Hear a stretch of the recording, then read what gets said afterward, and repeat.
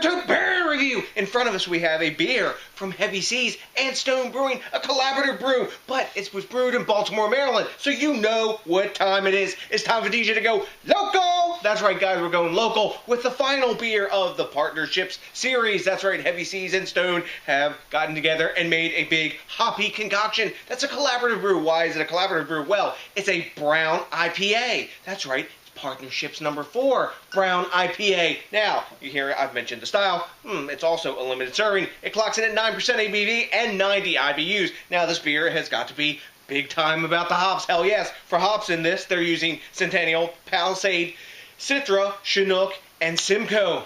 That sounds pretty freaking tasty. For malt in this beer, they're using 2-row UK Amber brown malt, not often used these days, but it was the original malt in stouts and porters back in the day. Anyway, I'm digressing. And crystal malt.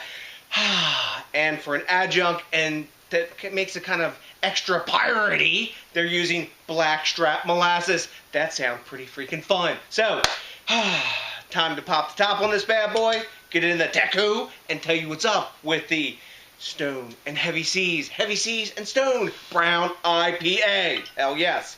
Boom. Gigantic hiss off the top. Tons of rolling cannon smoke. But you know what? Damn, the hops are blasting off that big citrus. Woo! It's a pirate beer, right? Kind of, halfway anyway. Obsessively collectible crown, by the way. So it should have tons of cannon smoke. Let's get it in the teku. We got a nice bubble bomber here so we can pour it deep. It's coming out crystal clear.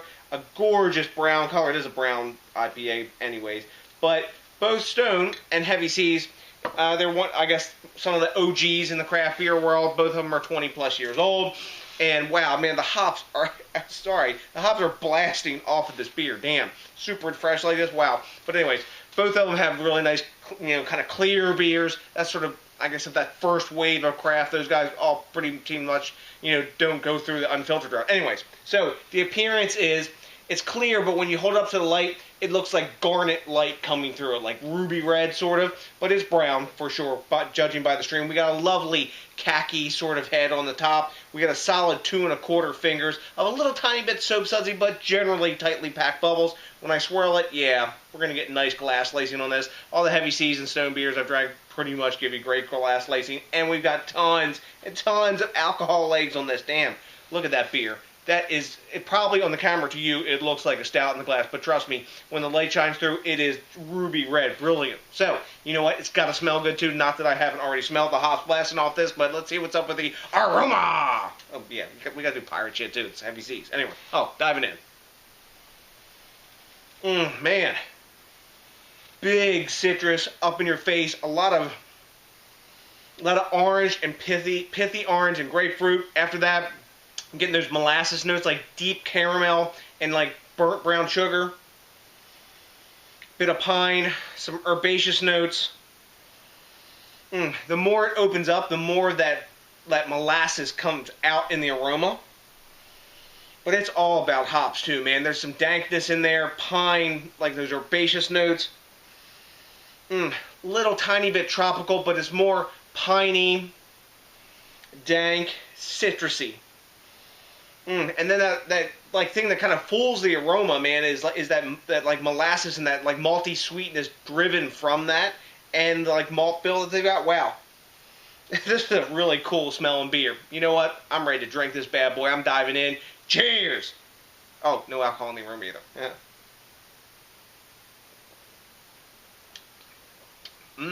Yum. Just as I thought.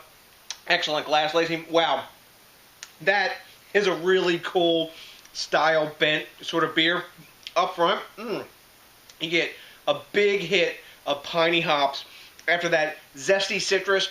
Then right in the middle of your tongue, that molasses and that like burnt brown sugar and char note that you get from molasses. And almost of that like, I guess like Charleston Chew, if you remember that candy, that molasses-based candy, man, you get that flavor in this. Like in the middle, the finish is pretty clean, but it's got a sweet sort of coffee-like finish in there as well. I suspect that may be coming from the brown malt and the amber combined. It's sort of like a brown ale with that adjunct, that that sort of like caramelly molasses sweetness has come together with an IPA and had this baby here. Man, but it's super easy to drink. There's balance, but the hop is still really big in this.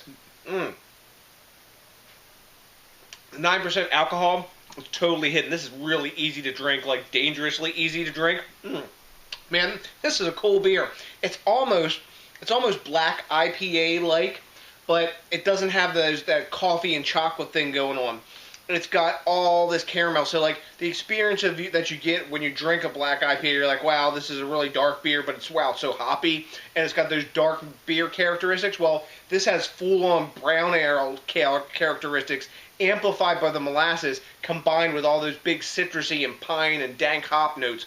Man, this is a really freaking cool beer. I'm digging it. So, you see here, I'm liking it, not just because it's a local beer, as all of these were, collaborative efforts with one of my oldest and longest brews I've been pouring down my neck. No, because it's tasty. So, what does Rate Beer have to say about this? At the time of recording, they have no grade. Beer Advocate also has no grade. Not a surprise. First to pull the trigger, as always these days, is Untapped, and they're giving it, at time of recording, which is really early because it was just released, they're giving this 4.0 caps. So I guess 4.0 caps is, I guess, into the A range, since 4.25 to 4.5 are kind of like A+ sort of with them. So I'm going to go 96 on this beer. This is, I think, let me take one more taste, my favorite out of the series so far. It's an A-level beer in my book because it's really cool. It's not like a big bracing IPA. It's like West Coast IPA has met a really malty brown ale that's been amplified by that molasses, man. That's a cool thing because that's what the collaboration, I guess, is about, that you make that really like style bend sort of thing. And this is the one that has the greatest bend to it, I think, and the meaning of the minds, because Heavy Seas started out with a lot of German beers and English styles and things of that sort. Even though Loose Cannon IPA is their, like, you know, flagship beer, they didn't start out there. Back when they were Clipper City, they did a lot of different things besides that. Anyway, so have you had Heavy Seas and Stone's Imperial Brown IPA from the Partnership Series? If you have, let me know what you know, because I like the quid pro quo and the back and forth. It's also really cool when you think locally. Drink locally! That's right. You got to support your local craft brewers to help to keep that craft beer movement growing and diversity growing. And it's also pretty freaking awesome when you rate, comment, subscribe, especially if this is your first time with us. And you know what you got to do after that. Come on, guys, get with it. You got to smash that like button, because that, along with only one bomber, that's all I need of Heavy Seas and Stones Imperial Brown IPA from the Partnership Series number 4, the last one for this year, to put my happy face on. So the next DJs BrewTube, I got nothing but a big-ass bunch of local beer drinking love for you, and you know what's coming. Hell yes, you're ready for it by now.